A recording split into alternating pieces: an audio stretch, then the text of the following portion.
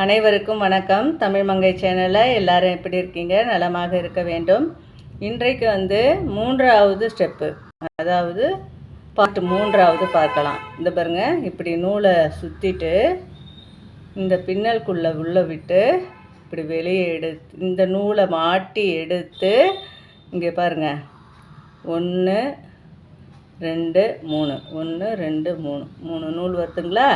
இப்போ இந்த ஊசியில் இந்த நூலை மாட்டி இப்படி வெளியே எடுக்கணும்.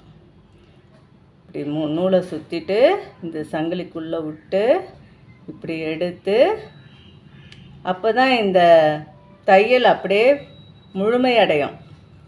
பாருங்கள், நம்ம எது பண்ணணுன்னாலும் இந்த 4 ஸ்டெப்பு, அடுத்த ஸ்டெப்பு கற்றுக்கிட்டிங்கனாக்கா போதும்.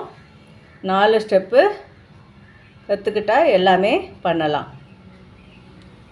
பாருங்கள், நூலை இப்படி சுற்றிட்டு இப்படி உள்ளே விட்டு இந்த நூலுக்குள்ளே விட்டு இப்படி எடுத்து இப்படி வரணும். இதே மாதிரி போட்டுக்கிட்டே வந்தோம்னாக்கா இது மூன்றாவது ஸ்டெப்பு. பாருங்கள், அழகாக இருக்குது.